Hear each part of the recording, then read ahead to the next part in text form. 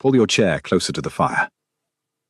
The Duke of Marchwood broke the wrong seal on his wedding morning, and by the time he understood, his bride was already in the carriage to St. Andrew's Church. Edmund Hartfield had risen before the household. The valet had laid out the wedding coat on a chair, the silver-grey waistcoat folded across its arm, the dark blue cravat pressed flat.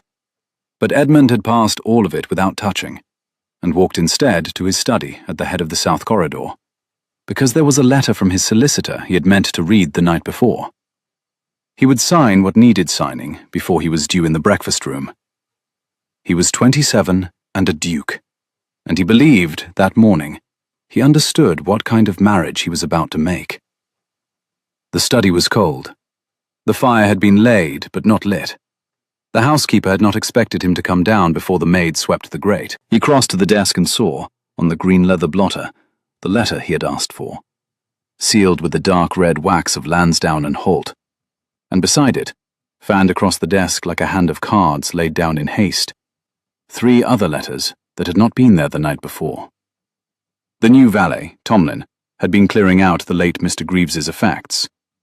Greaves had been valet to Edmund's father for 31 years, and had passed in his sleep in the small attic room 3 weeks ago, and his desk had stood untouched until this morning, when Tomlin, eager to prove himself, terrified of the wedding, had dragged it from the wall and emptied its drawers onto the Duke's blotter without thought. Most of the papers were inventories. One was a faded receipt for boot blacking. One was a letter, addressed in a careful sailor's hand, sealed with cheap green wax, and wrapped in a strip of linen, as if to keep it safe from rain. The cover was inscribed, "To Lady Cora Linwood, by hand, into her keeping only." Edmund did not, at first, read the cover.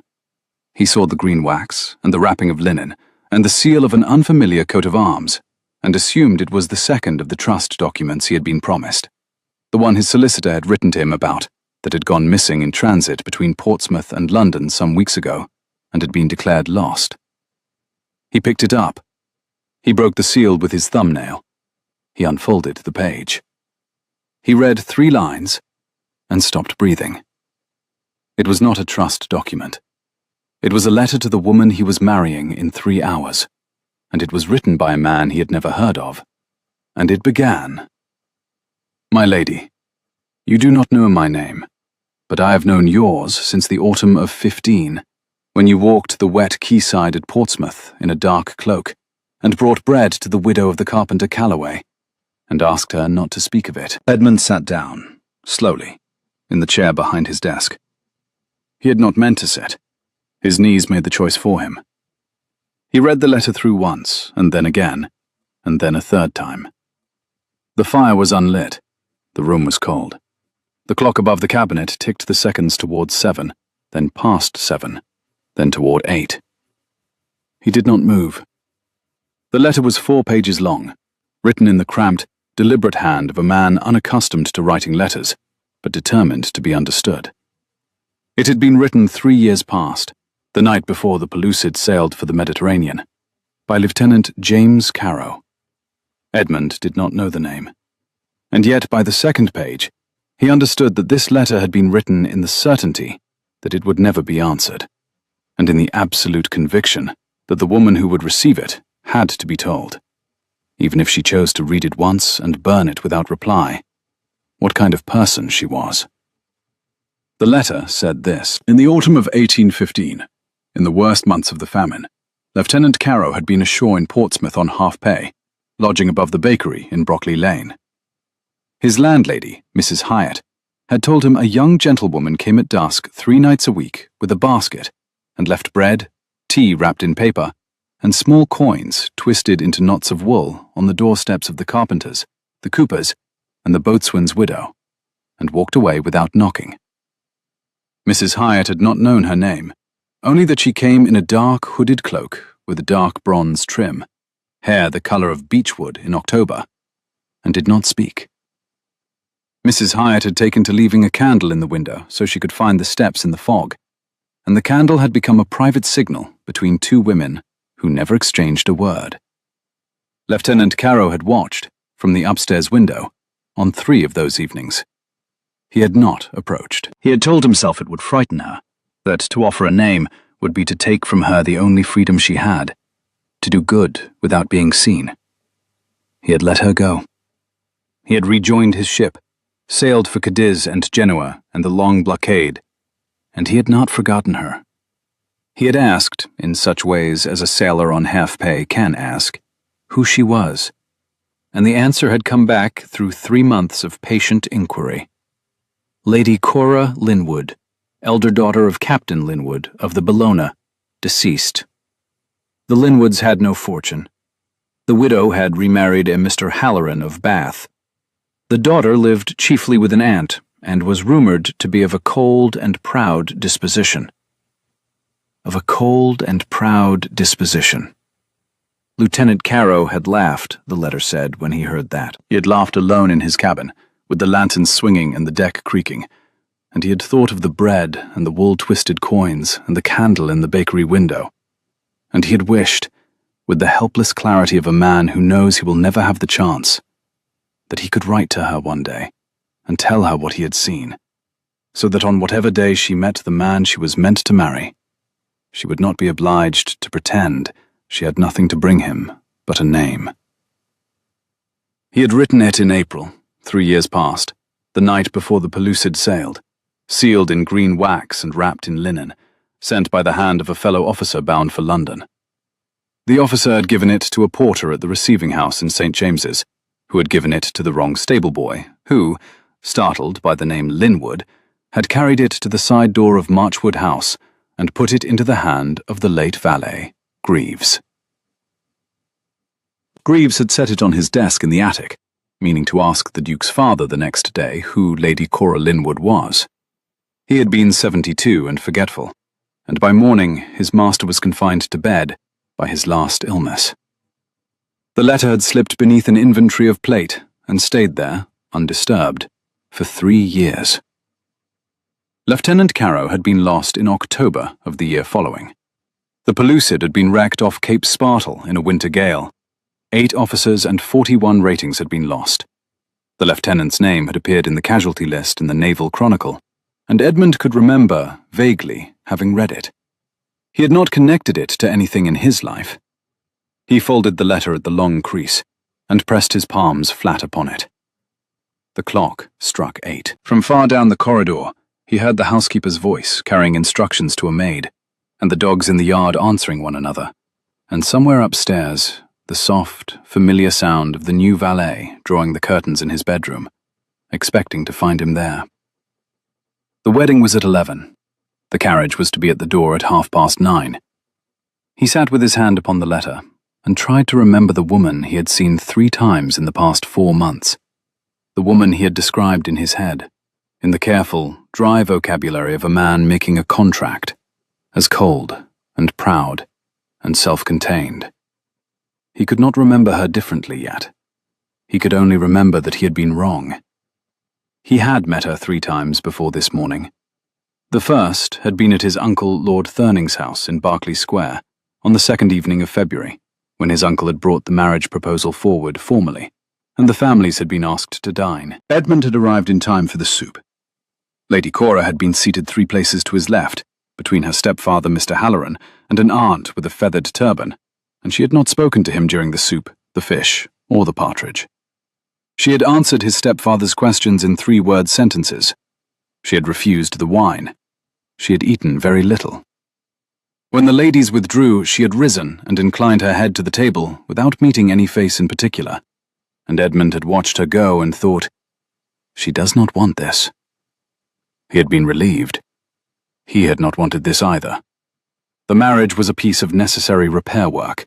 His uncle's debts, the Linwood estate's reduced rents, the Halloran connection's wish to have a duchess in the family for purposes he had not asked about and did not want to know, and the willingness of both parties to perform the contract without sentiment had seemed, that night, the best part of the arrangement. The second beating had been 5 weeks later, at a charity concert at Argyle Rooms.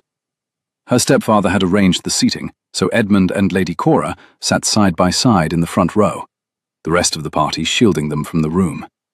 Her gown had been a dull biscuit colour, her hair dressed without ornament, her gloves clean and well kept, and stretched at the seam, as if mended too many times. They had not spoken until the second piece. He had said, "I am told you do not care for the season." She had said, "I do not." He had said, "Nor I."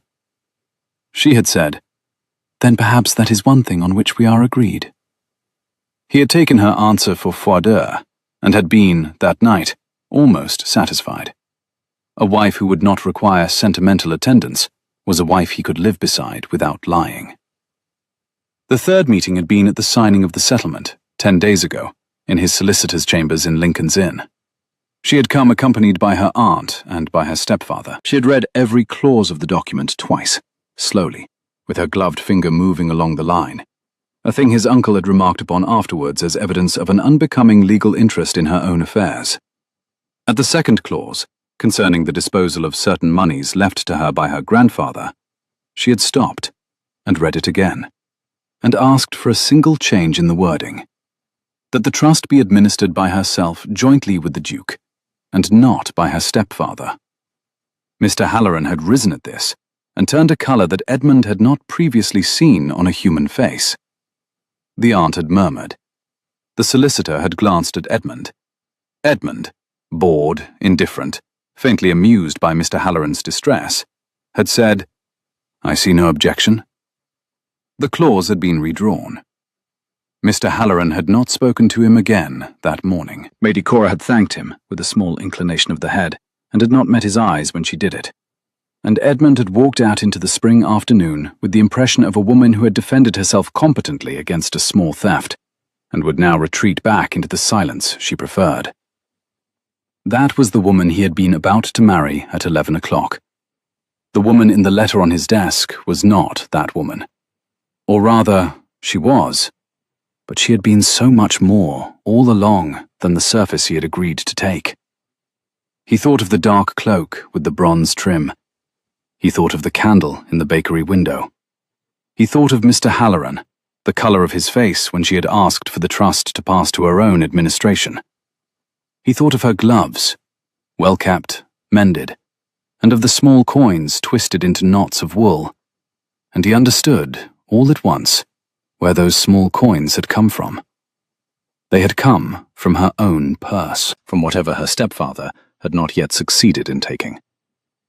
She had been feeding the widows of her father's seamen out of her own pin money during the famine, telling no one, on her stepfather spread in Bath drawing rooms, the phrase of a cold and proud disposition. He stood up. He set the letter carefully back upon the blotter, refolded along its original creases. He went to the bell and rang it once. Tomlin appeared in 12 seconds, breathless, terrified that he was late. "Where," Edmund said, in the quiet voice his servants had learned by now to fear more than shouting, "did this come from?" Tomlin looked at the letter. He looked at the Duke. He looked at the floor. From Mr. Greaves's desk, Your Grace. I was clearing it out. The lid drawer. There were 3 or 4 old papers in the back of the lid drawer. I did not look at them. I brought them down." "When was the desk last cleared?" "Never, Your Grace. Not since Mr. Greaves came to it." "And he came to it?" "In your father's time, Your Grace. 30-some years past." Edmund nodded. He turned the letter once on the blotter so that the cover faced upward, and read the inscription again. "To Lady Cora Linwood, by hand, into her keeping only." He had broken the seal of a private letter intended for the woman he was about to marry. By any code of honor he understood, the correct thing was to confess it to her at the first private moment after the ceremony, return the letter into her hand, and bear whatever judgment she chose to pass. He did not yet know what kind of judgment that would be. He suspected he would deserve it. "Your Grace," Tomlin said carefully. "The carriage is ordered for the half-hour." "Yes." "The bishop is at the church already. Your uncle has gone ahead." "Yes." "Will you come up to dress, Your Grace?" Edmund looked at the cold grate, at the letter, at the small green seal lying broken on the blotter beside it. He thought, "I am about to marry her in a public ceremony before 200 people, and I have just learned, in the space of 15 minutes, that I have spent 4 months understanding her wrongly. I cannot enter the church carrying that error. I cannot stand at the altar believing what I believed an hour ago. The vow I am about to make is to a woman I did not even know I was meeting. I must, at minimum, make the vow with the eyes of a man who has read this page. Yes, he said. Lay out the coat. He folded the letter again, more carefully this time. He slid it into the inside pocket of the wedding coat, where the prayer book was meant to go. He carried the prayer book in his outer pocket instead. He went up to dress. Down in the great hall of Marchwood House, the long case clock struck the 8:15. In a smaller house, on the other side of London, in a bedroom whose window faced the garden, Lady Cora Linwood sat at her dressing table with her hands folded in her lap and watched her aunt fasten the last small pearl into her hair, and thought of nothing in particular, except the colour of the morning light and the strange, hollow quiet that had settled in her chest when she had woken before dawn and remembered what day it was. She was 25, going to be married at 11 o'clock to a man she had spoken with for less than half an hour in total, in 3 rooms, 3 times. She had agreed because the alternative was to remain in her stepfather's house and watch him work his way, by patient quarterly raid, through the trust her grandfather had left her. She had agreed because the Duke was reputed honest and quiet, and the settlement gave her the right to administer her own trust jointly with him. She had told herself, lying in her narrow bed the night before, that this was as much as she could ask of the world, and that at the altar she would not look across at her stepfather or up into the gallery, only at the bishop's hands, old and gentle, which would do their work and be done. She was not afraid of the Duke. She was not in love with him. She did not yet know him. What she was that morning, although she would not have used the word even in the privacy of her own thinking, was a woman preparing to give up a name she had carried for 25 years, and to enter, with her own hand and her own voice, a new life whose furnishings she could not yet picture. Her aunt finished with the pearl. Her aunt stood back. Her aunt said, with the brisk practicality that was the only kindness she had ever managed to express, "There, you are very fine."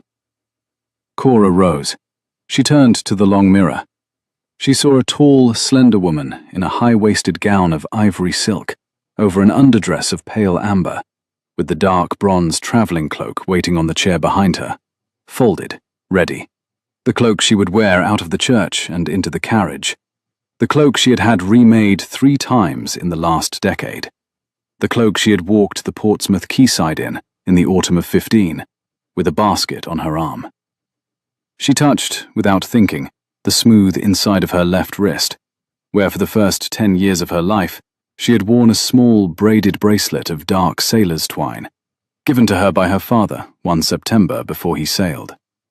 The bracelet had broken when she was 10, and she had folded the strands away in a drawer, but her fingers still went, in moments of quiet, to the place where it had been. Today, of all days, they went there now. Her aunt said, "The carriage is at the door." Cora said, "Yes."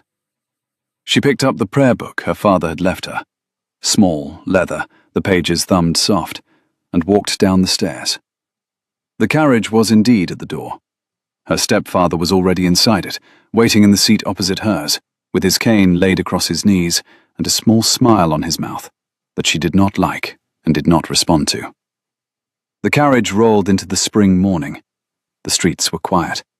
The bells of St. Andrew's would not begin until 10. She did not know, could not know, that the man she was riding to meet had spent the last 40 minutes reading a letter about a candle in a bakery window, and was, at this moment, descending the stairs of Marchwood House with that letter folded against his ribs, and was about to look at her across an aisle of stone and white lilies in a way no one had ever yet looked at her in her life. The church of St. Andrew stood at the south end of a small square that had been swept that morning by 2 old men with broad brooms. Lilies had been brought in from a glasshouse in Kew before dawn. Their stems had been wound to the iron of the railings and to the head of every pew, and the air inside the nave smelled green and faintly bitter, like cut stalk and water. 200 candles had been lit. The light fell along the floor in pale lengths and reached almost to the chancel step. Edmund stood at the foot of the chancel with the bishop on his right hand and his uncle, Lord Thurning, on his left, and felt the letter against his ribs as a small, dense weight that did not move when he breathed. He had not greeted the gallery. He had not looked at his uncle. He had looked once, briefly, at the 2 stone figures on their tomb above the side aisle, a knight and his lady, hands folded in carved repose, and had thought that the 2 of them, after 800 years, looked more like married people than anyone he had ever met. The bells began. From outside the south door, a murmur ran along the gathered guests, and the verger pulled the door open, and there was a small ripple of motion in the front pew where her stepfather rose to take his place at the head of the aisle, and Edmund turned, as the order of service required, to face the door. He saw her come in. She wore the ivory silk and the pale amber underdress, and the dark bronze cloak across her shoulders had been undone, and was being lifted away by a verger as she crossed the threshold. Her hair was the colour of beechwood in October, dressed plainly, and bound with a single thin coil of pearls. She was tall. He had not, before, thought of her as tall, and she walked with the small, precise carriage of a woman who has been told from childhood not to take up more space than she had been allotted. Her gloves were the same gloves he had seen at the settlement. The seam at the right wrist had been mended again. He saw it. He understood, this morning, what it meant. She did not look at him until she was within 10 paces of the altar, and when at last she did look at him, once, briefly, as the bishop had directed, he was looking at her in a way he had not yet looked at her in any of the 3 rooms in which they had previously met. He did not smile. He did not soften his face. He did not perform any of the wedding day expressions a duke is expected to perform. He simply met her eyes, and held them, and did not look away. There was nothing in his face that was froideur. There was nothing in it that was pity. There was, in his face, something she had no name for, an attention so steady and so careful that for an instant she thought he might be about to speak. She faltered for half a step. Her hand tightened on her father's prayer book. Her stepfather, beside her, mistook the falter for sentimental nerves and patted her elbow with the satisfaction she had no time, just then, to resent. She reached the altar. She took her place at Edmund's side. The bishop opened the book. The service began as such services did, and Edmund heard none of it. He heard the sound of his own pulse in his ears, and the rasp of the prayer book pages, and the distant cough of an old gentleman in the 3rd pew. He saw, beside him, the small stillness of a woman who was holding herself upright with a discipline he had previously read as coldness, and now understood as the only armour she had ever been allowed. He thought of the bakery window, and the candle in it. He thought of Mrs. Hyatt, whom he had never met, leaving a single candle for a young woman she had never spoken to, so that she could find the doorsteps in the fog. He thought, with a sudden ache low under his collarbone, that no one had ever lit a candle in any window for him in his life. The bishop read the dearly beloved. The bishop read the marriage charges. The bishop turned the page and prepared to put to the assembled congregation the formal question of impediment. It was at this moment, in the small breathing space between the bishop's first inhalation and his first word, that Mr. Halloran rose from the front pew and stepped one careful pace into the aisle. There was a hiss of breath through the church. Mr. Halloran was a man of 54, well-dressed, with thin, light hair, and a complexion that pinkened at the cheekbones when he was about to take pleasure in a public scene. He wore a black coat, and a dove waistcoat, and a small chain of office which he held no right to wear. He inclined his head to the bishop, as if entering a board meeting, and said, in a voice pitched to carry to the rear of the gallery, "Your Reverence, I beg the indulgence of the assembled. There is, I am sorry to say, an impediment." The bishop, who had not been a young man for 30 years, and had been bishop of this diocese for 19 of them, turned his head slowly and looked at Mr. Halloran with an expression which suggested that his patience was a finite resource and was being spent at this moment. Mr. Halloran, the bishop said, is this a matter of canon? It is a matter of conduct, your reverence. A faint sound rose at the back of the church, a stifled gasp, followed by the squeak of a pew board as several elderly ladies turned in their seats to see better. Edmund did not turn. Cora did not turn. Edmund looked instead at her, at the side of her face, which had gone quite still, the way the surface of deep water goes still over an undertow. Her gloved hand, on the prayer book, did not move, but her thumb pressed, slowly and deliberately, against the leather binding, and pressed, and pressed. And only when her thumb was white did she set the book down on the prayer rail in front of her and lift her face. She did not look at her stepfather. She looked at Edmund. It was the second time she had looked at him with her own face, not the face she had shown at dinner, or at the concert, or in his solicitor's chambers. It was a face he had not seen before. There was in it an enormous tiredness. There was in it a kind of weary, almost bored apology, as if she were apologizing in advance for the indignity that was about to be inflicted upon him on her account, and as if she had been apologizing for indignities all her life, and was very practiced at it. He did not return the look with sympathy. He returned it with the same flat, steady attention with which he had met her at the door of the church, and he gave, very slightly, a single short shake of his head, the smallest possible signal, and turned then to Mr. Halloran, and said, in the level, almost mild tone of a man who has decided in the last 15 minutes that there is exactly one thing he will not allow to happen in his lifetime.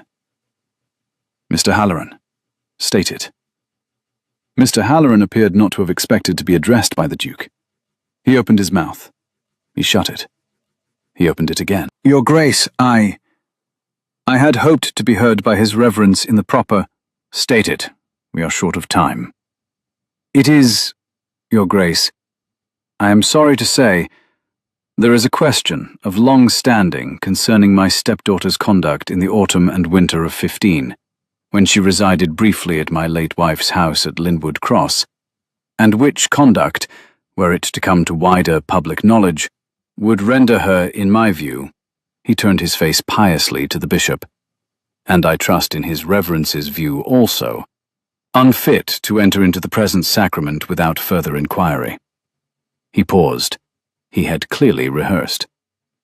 It is, he said carefully, the matter of certain irregular evening absences from my wife's house, in the company of a person whom my stepdaughter has never seen fit to name, and which absences, were they to be reviewed by, say, the trustees of the small marriage portion which my late wife laid down on her— You will say no more, Edmund said.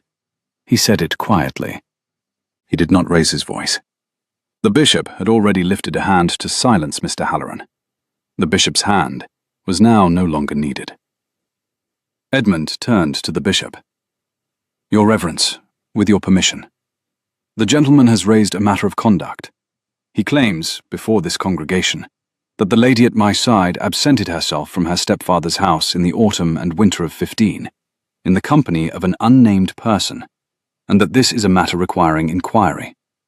I will satisfy the inquiry now, and we will then proceed. The bishop, who had married 3 generations of Hartfields and considered no Hartfield easily ruffled, inclined his head.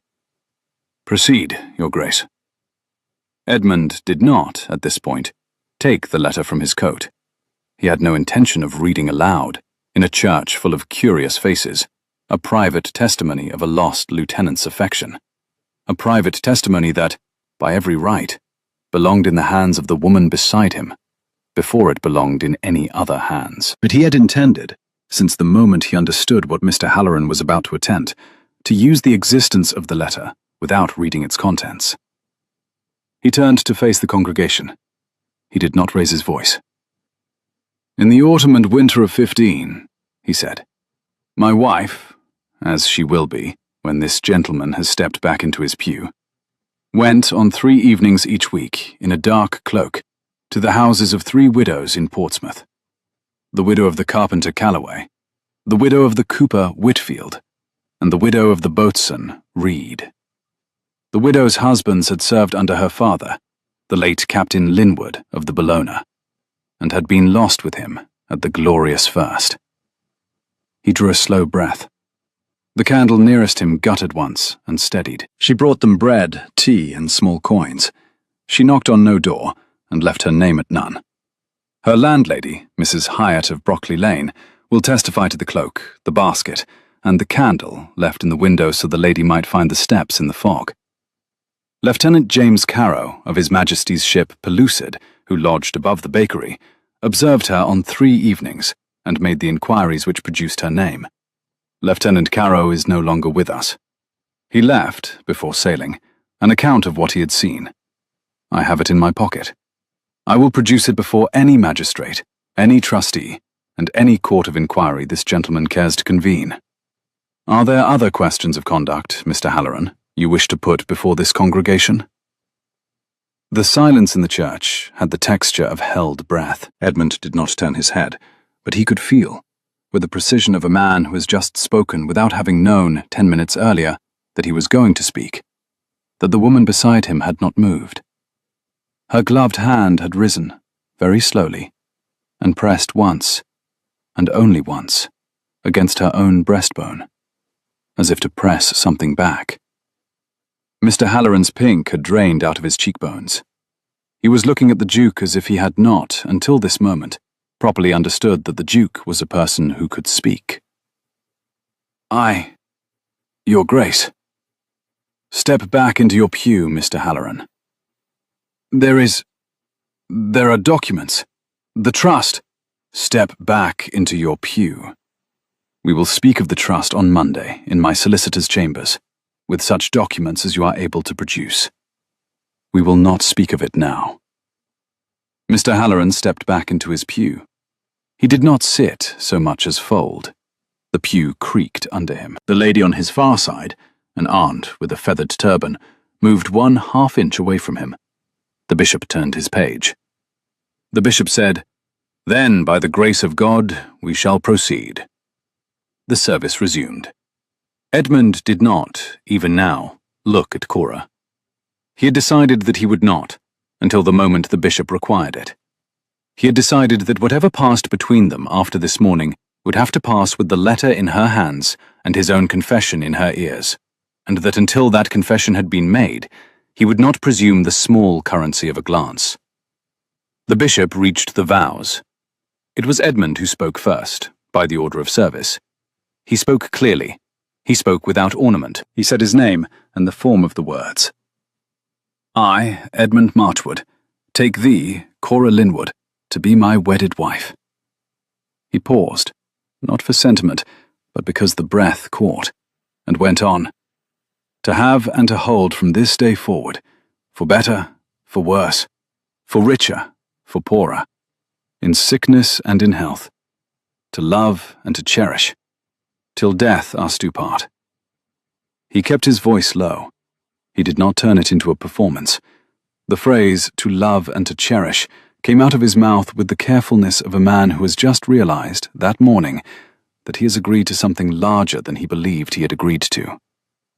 Cora's voice, when she answered, was lower than he had expected. It was a deeper voice than the small, precise voice he had heard in the solicitor's chambers. A voice that came from further down in the chest. The voice of a woman accustomed to being heard above wind. She said her name. She said the form of the words. She did not falter at the line about love and cherish. She said it with the same level, even gravity, with which she had said the line about sickness and health. And Edmund understood that she had decided, at some time in the past hour, what manner of vow she meant to make, and had not deviated from it on the strength of one strange look across an aisle. The bishop joined their hands. The ring went on. The bishop said the blessing. It was done. The congregation breathed. There was a small communal sound at the back of the church, a sound like a long-held question being released, and then the soft rustle of people preparing to rise. The verger drew the bell. The bells of St. Andrew's began. The newly married pair turned, by the order of service, and walked down the aisle together at the bishop's signal. and Edmund, for the first time since he had broken the seal of the letter at 7:30 that morning, looked at his wife. She was looking straight ahead. Her face was composed. Her cheeks, however, were faintly colored for the first time he had ever seen, and her gloved fingers, where they rested in the crook of his arm, were trembling, very slightly, in a way which had nothing to do with the cold. He did not say anything. There was nothing he could say in a church full of 200 curious faces. He laid his other hand over her gloved fingers, briefly, where they rested on his sleeve. Only a moment. Only enough for her to feel the steadiness of it through the silk. And she did not look at him, but she did not move her hand away. They reached the south door. The morning light fell on them. The bells were loud in the open air. The carriage was already at the foot of the steps, the 4 greys steaming. They went down the steps together. They were married. Mr. Halloran did not come out of the church. In the carriage, Edmund handed her up first. The footman shut the door. The carriage moved. They were alone, for the first time in their lives, in a small, enclosed space, and the silence between them lasted from the gate of the churchyard to the corner of Marylebone Lane. She was looking out of the window. She had not yet drawn off her gloves. Her hands were in her lap, one inside the other, the way her aunt had taught her to hold them when she was a girl. He sat opposite her. He had taken off his hat. He looked at her, and he discovered, with the small jolt of surprise that goes with seeing, at last, what one has been failing to see, that her eyes, in the slant of the morning light through the carriage glass, were not the dark eyes he had taken them to be at the dinner table. They were grey. They were the grey of weather over the Solent. He had, it seemed, never properly looked at her face before today. She turned her head from the window. She met his gaze. She said, "I do not know how you knew." He said, "I did not, until an hour ago." He did not yet take the letter from his coat. He could not, in a moving carriage on Marylebone Lane, with a wedding breakfast for 60 waiting at Marchwood House, hand her a letter from a deceased man and ask her to read it. He could only, having waited in the church until he had stood beside her in the vow, meet her grey eyes now and say, "There is a thing I must give you, when we are at home and we are alone. You will be very angry with me when I give it to you. I have done a thing this morning that you have every right to find unforgivable.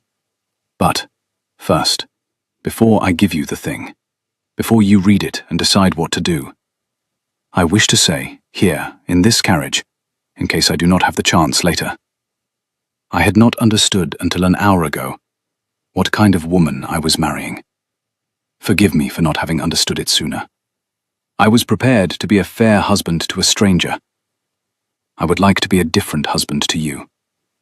I do not yet know how. I am asking your patience while I find out."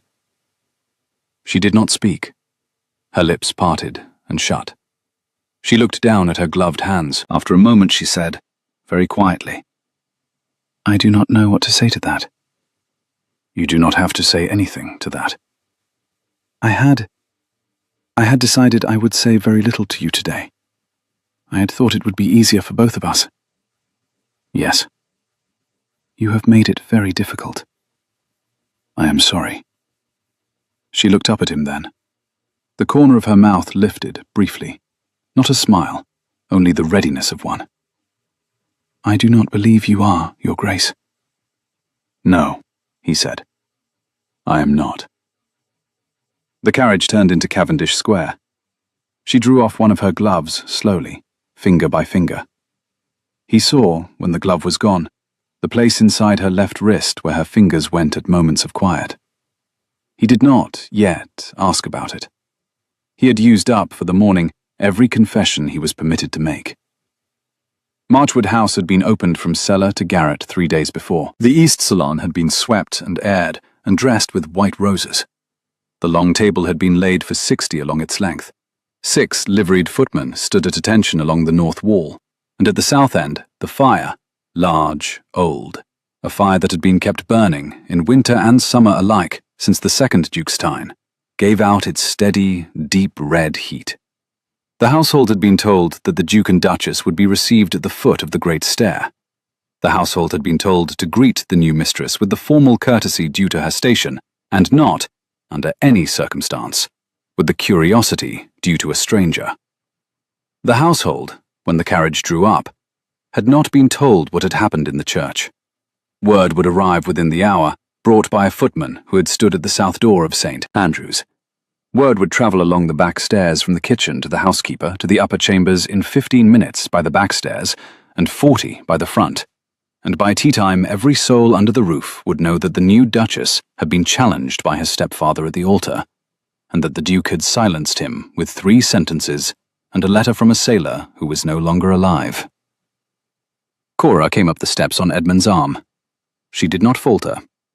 She had taken half a minute in the carriage to draw the glove back over her bare wrist, and another half-minute to compose her face into the expression which had served her since 15.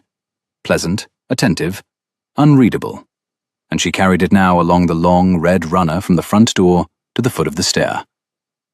The housekeeper, Mrs. Pell, stood there in her dark grey gown and white linen cap, and inclined her head with grave correctness. Cora returned the inclination. Mrs. Pell led her along the south corridor toward the salon. Edmund went up 2 steps with his butler to receive a pair of telegrams, and then followed. The breakfast began. Cora was placed at the head of the table, Edmund at the foot. The bishop sat at her right, his uncle Lord Thurning at her left. The aunt in the feathered turban sat at Edmund's right, her husband at his left. The conversation was decorous, the food eaten, the champagne poured. No one spoke of Mr. Halloran's interruption, but the table conspired to talk gently of small matters: an actress engaged at Drury Lane, the spring race, a May frost. Cora answered when addressed. She did not initiate. Her colour, by the second course, had returned almost to ivory. Edmund watched her without watching, the trick being to keep one's eyes on the bishop while remaining aware of the woman 60 feet away. It was Mr. Petherton of the aunt's table who eventually leaned slightly toward Edmund and said, in a voice meant only for Edmund's ear, "Your Grace, you spoke to that man with great steadiness in the church. Was the letter as you described it?" "It was, sir. Forgive me, it is not my business, but you read it this morning. Within the hour. The lady does not know its existence." Edmund met the elderly man's mild, attentive gaze. Mr. Petherton was, he understood, a kindly old gentleman of enormous discretion, who had married a foolish woman, and had, over 40 years, perfected the art of asking the only honest question in a room, and asking it so quietly that no one else heard. "She does not, sir." "Then forgive me. I would not be the man you are this afternoon, Your Grace, for any title in England. Whatever passes between you and her tonight, I wish you both a great deal of luck."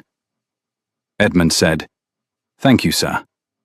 Mr. Petherton inclined his head and turned back to the duck on his plate. The breakfast wound on. The toasts were made.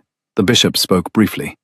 Lord Thurning spoke at greater length, and worse. The bride was not required to speak. At 1:45, the table cleared, the older guests already withdrawing. Cora rose on the housekeeper's signal, and was led from the salon by Mrs. Pell, with the aunt and 2 cousins as a small escort, toward the suite of rooms which had been her mother-in-law's, and which had been opened, aired, and prepared for her. Edmund was kept downstairs another half-hour. He stood by the long window of the south salon, and shook hands with the elderly cousins of his late mother, and said the polite things that were required, and his eyes, while he said them, were on the door of the south corridor, and his hand, where it rested in the pocket of his coat, was on the folded letter against his ribs. At 3 o'clock, the last of the guests went out into the spring afternoon, and the door of Marchwood House was closed. Edmund went up to his dressing-room, dismissed Tomlin with a single nod, and stood for 1 minute, alone, in front of the long glass, looking at the man he had become at 7:30 that morning. The man in the glass looked very much like the man who had stood there yesterday. The eyes were perhaps a little darker. The mouth was perhaps a little tighter. He recognized himself, with the small surprise of a man who had expected, somehow, to look different. He went out of the dressing room and along the corridor and tapped, very lightly, on the door of the Duchess's sitting room. Mrs. Pell opened it. The aunt was being shown out at the inner door. Cora was at the long window, her back to the room, her bronze cloak removed and laid across the back of a chair, the ivory gown still on, the pearls still in her hair. She did not turn when the Duke entered. She turned only when Mrs. Pell had gone and the door had been closed, and she had heard, behind her, the small distinct sound of his boot heel on the polished oak floor. She turned and looked at him. She said, "You wished to give me something, Your Grace." "I did." "Then please give it me. I have been waiting since the carriage." He crossed to her. He did not, at the last moment, hesitate. He took the folded letter from inside his coat and held it out to her on the flat of his hand. The cover, with its careful sailor's inscription, was upward. The broken green seal lay along the fold. He said, "I broke this seal at 7:30 this morning, in my study downstairs. I broke it without reading the cover. I believed it to be a trust document I was expecting from my solicitor. I read 4 pages before I understood what it was. By the time I understood, I had read it. I cannot give it to you with the seal whole. I can only give it to you with my apology, and my testimony that I have spoken of its contents to no one but you, and to Mr. Halloran in church, and that the church will hear of it only what was said there. The rest is between you and the man who wrote it. I am very sorry." She did not, at first, take the letter from his hand. She looked at it. She looked at him. Her face had not changed. She said, "From whom is this letter?" "From a Lieutenant James Carow, of the late Pellicid." She did not move. He had thought, perhaps, that she might gasp, that her hand might rise to her mouth, that her face might break. None of these things happened. Her grey eyes went very still, the way still water goes still over depth, and a very small line appeared between her dark brows. And after a long, quiet moment, she said, in a voice that was lower than the voice she had used in the church, "Lieutenant Carow is... I knew the name." "You knew him?" I never met him. I had heard that there was a young officer in lodgings above Mrs. Hyatt's bakery in 15, and that he had asked her, one morning. One of the children of the carpenter Calloway told me, 2 years afterwards, that he had inquired after a young woman in a cloak. I never knew his name." "You knew of him?" "In an indirect way, yes." "Mrs. Hyatt did not tell you?" "Mrs. Hyatt did not know my name. We never spoke. There was a candle in her window on certain nights. There was always a candle. I assumed it was hers. I went away from Portsmouth in the spring of 16, and I did not return, and I never saw her again." He wrote to you in April of that year, before sailing for Cadiz. He wrote 4 pages. The letter went astray in the receiving house in St. James's. The wrong stable boy carried it to the wrong house. It was placed on the desk of an old valet of my father's who is no longer with us. It lay in the drawer of his desk for 3 years. It was found this morning by the new valet, in the course of clearing out the desk, and put on my blotter at 7:15. I broke the seal at 7:30. I read it 3 times. He was lost at Cape Spartel in the autumn of 16. He never knew that the letter had not reached you. She had not, in this entire account, taken the letter. She had not moved. He saw now the smallest tremor at the corner of her mouth, not in her eyes, only in the corner of her mouth. He set the letter, very carefully, on the small table beside her, between an unlit candle and a porcelain tray that held a single dried rose. He stepped back. He said, "Read it or do not read it. Burn it or do not burn it. I have given you all of it that I am able to give.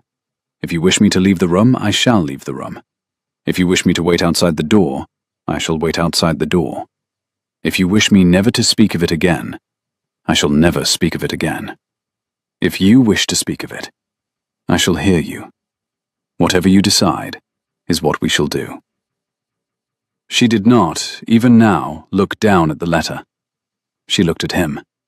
Her grey eyes were wet, very slightly, along the lower lashes.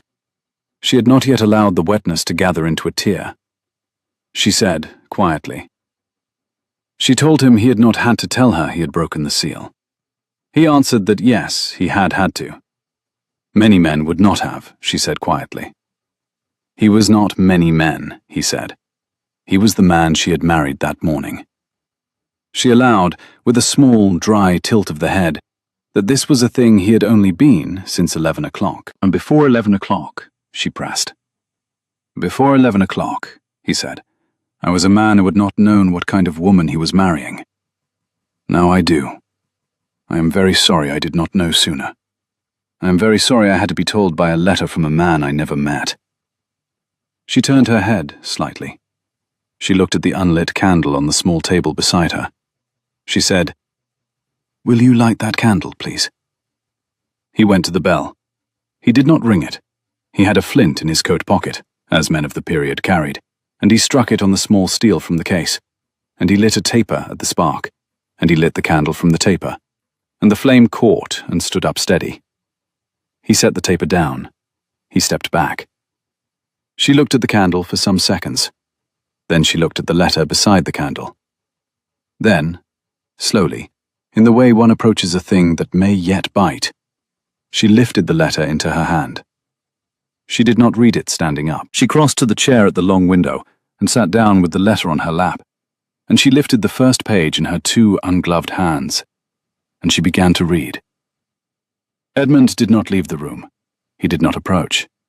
He stood, instead, at the center of the carpet, with his hands clasped loosely behind his back, and he watched her face for the time it took her to read the 4 pages. And he did not look away. He saw, in the first page, her color go. He saw, in the second page, the small line between her brows deepen, and then, abruptly, smooth. He saw, in the third page, her left hand come up, without thought, without volition, and press, gently and for a long time, against the inside of her left wrist, where the little braid of dark sailor's twine had been, 25 years ago, before her father had drowned. He saw in the 4th page the first tear. She did not cry openly. She read the page through, slowly, and folded it along its long crease, and folded the others against it, and laid the letter in her lap, and pressed both hands flat upon it, and only then did she allow herself to bow her head by perhaps 3 inches, and let the tears fall, quiet, unstopped, the kind a person sheds for a thing she had not known she was permitted to grieve. He crossed to her. He did not touch her. He went down on one knee beside the chair, so that his face was below the level of hers, and he put his hand, palm up, careful, not asking, on the arm of the chair beside her hand. She did not, immediately, take it. She lifted her chin and turned her face to him, and let him see that she had been crying. She did not wipe the tears. She said, in the lower voice he had heard at the altar, "You are kneeling, Your Grace." "Yes." "On the wrong side of the room." "Where would you have me kneel?" She considered this. Then she lifted her right hand from the letter on her lap and put it, deliberately, on top of his upturned palm, and curled her fingers down around the side of his hand. Her hand was cold. Her hand was small, smaller than he had thought it was. Her grip, when he turned his fingers up to meet hers, was steady. "Here," she said. He stayed kneeling beside her for a long time. Neither of them spoke. The candle on the small table burned steadily. The ivory silk of her gown lay quiet against her knee. Outside, in Cavendish Square, the light shifted a long degree as the afternoon wore on. After perhaps a quarter of an hour, she drew a slow breath and said, "Will you tell me about him?" He told her what the letter said, in the order in which the letter said it, He did not paraphrase. He did not gild. He told her of Mrs. Hyatt and the candle in the bakery window. He told her of the inquiries made through 3 months of patient asking. He told her of the wreck off Cape Spartel. When he had finished, she did not speak for some time. She held the letter in her lap, the 4 folded pages, with the broken green seal lying on top, and she looked at the candle on the small table, as if testing whether the candle could bear what she was about to ask of it. She told him, in a voice so low he had to lean toward her to hear, that she had never known the lieutenant had existed.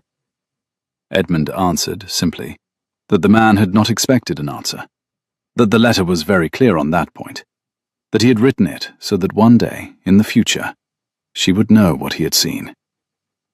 She considered that for a long moment, looking at the candle. It was kind of him, she said. It would have been easier on him to write nothing. He wrote a great deal. Edmund did not contradict any of these observations. He let them stand between them, like the small, steady candle on the small table. She closed her eyes.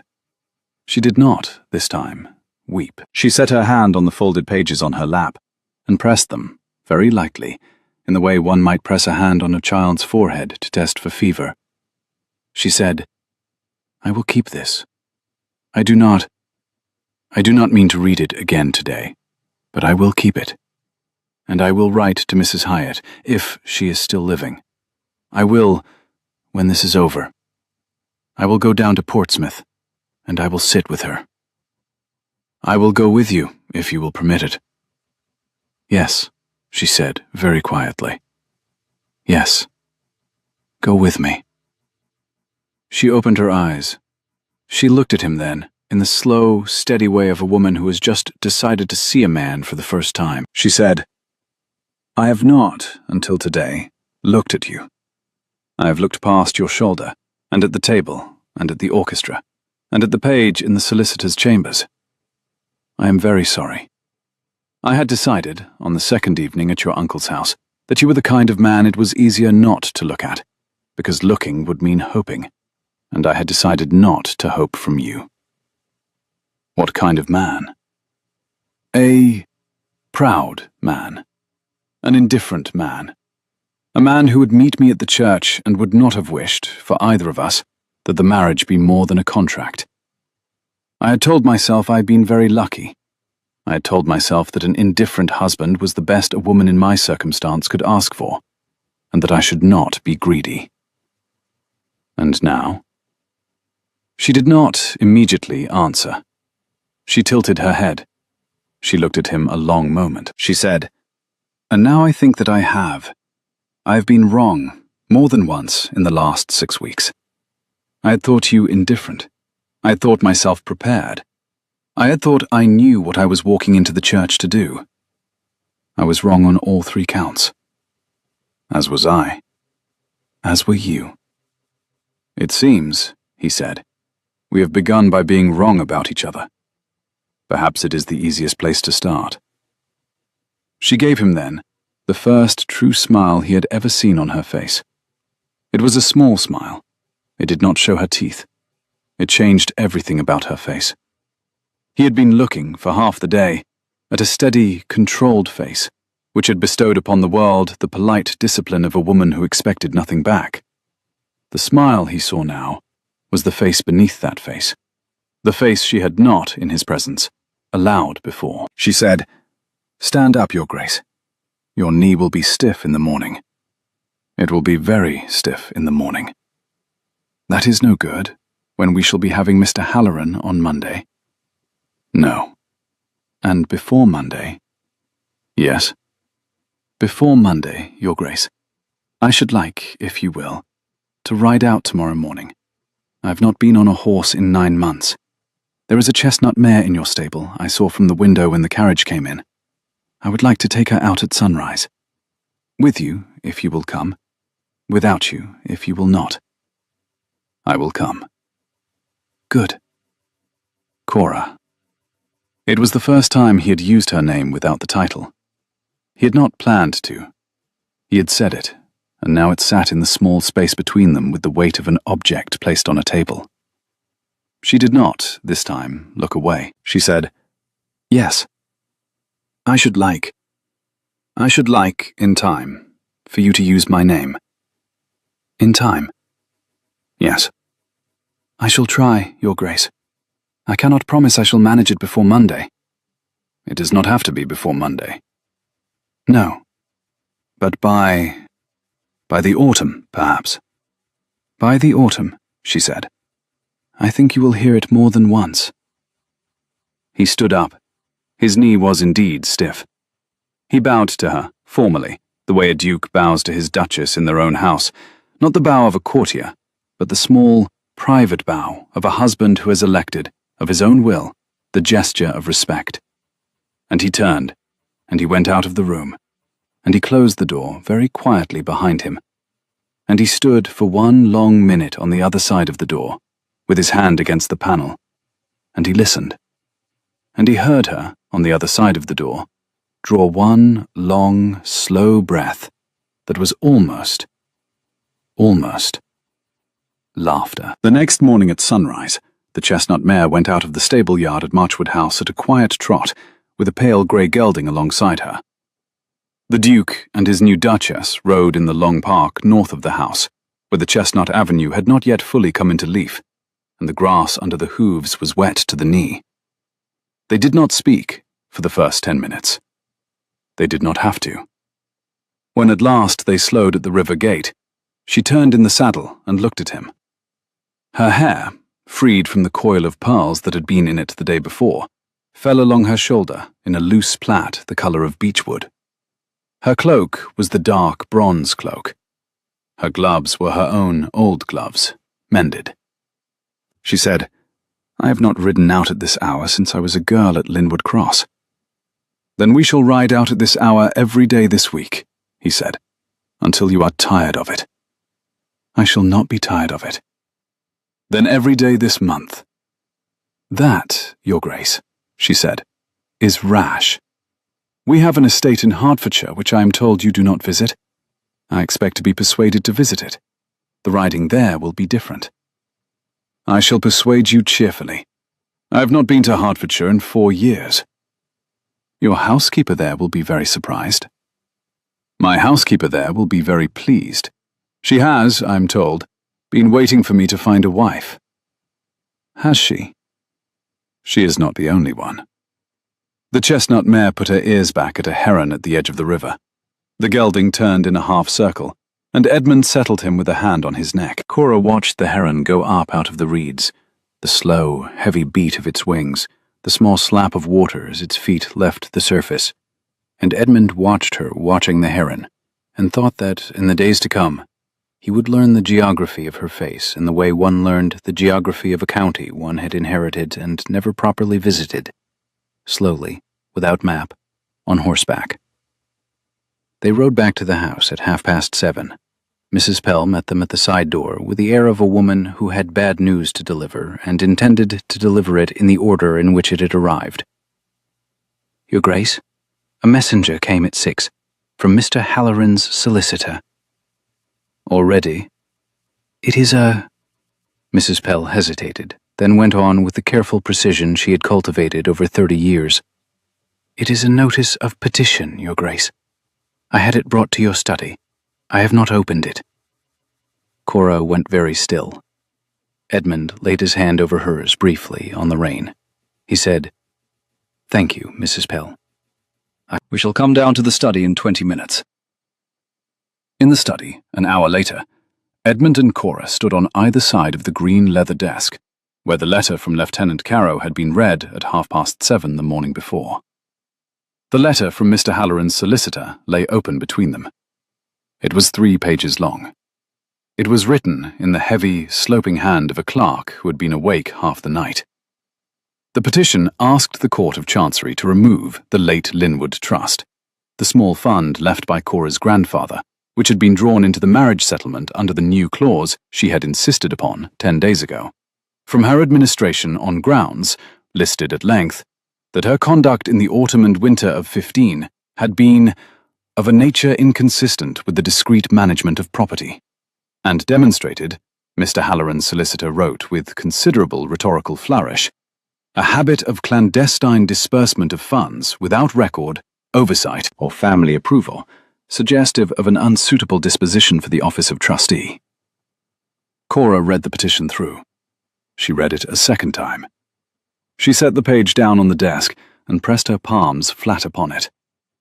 Her face had returned, by the second reading, to the steady, controlled mask she had worn at the dinner table on the second evening of February. She observed, levelly, that her stepfather had not given up. He had only changed instrument. He could not have the marriage, so he meant to have the trust. Edmund nodded once. He had never wanted the marriage, she said. He had wanted the trust through it. He had assumed, when he negotiated the contract, that she should never ask for the joint clause. When she had asked for it 10 days ago, he had understood, at the solicitor's table, that he had lost it. This petition was not new. It had been prepared the next morning. It had only been waiting for a pretext, and the pretext was the autumn of 15. Edmund replied that the autumn of 15, as they now knew it, was more honourable than anything Mr. Halloran had done in his life. She glanced at him, with a small, dry humour she had not, before, allowed her face. "Be careful, Your Grace. That is unmarried uncle talk. We are too newly married to talk that way of a member of the family." "Then I shall talk that way of him in private." "In private, Your Grace. Between you and me. In this room. He is the worst man I have met in 5 years." "In private," she said. "I agree with you." She turned the petition. She read again the list of grounds. She put her finger on a sentence and held it there, and looked up at him. "Edmund," she said. It was the first time she had used his name. She said it the way one tries the weight of a coin one has not, before, held, turning it slightly, weighing it on the palm. He did not, in answer, do what he wished to do, which was to come round the desk and take her hand. He stayed where he was. He inclined his head. "Cora," he answered, in a tone that gave her the answer to whatever question she had not yet asked. She went on, with the small line between her brows reappearing. "This petition. It has been prepared with care. The wording is precise. A clerk has been at it overnight. That is not a clerk who was hired this morning. He has had this drawn up for some time. It will not collapse merely because we go before the court and you tell them what you told the bishop. There are men on the bench who will require—" She paused and chose the word demonstration, of habit, of consistent moral character, of evidence broader than the testimony of a sailor who is no longer alive. "You have an idea." "I have an idea.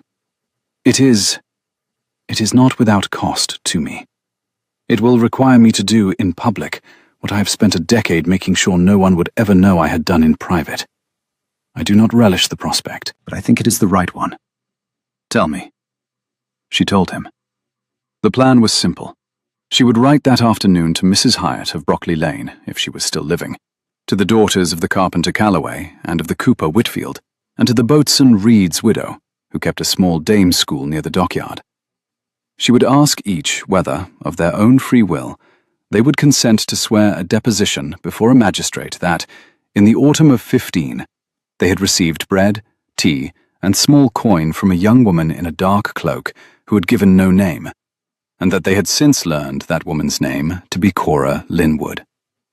She would ask none of them to swear to anything they did not know, only, if they wished, to set their hands to a paper which said the truth.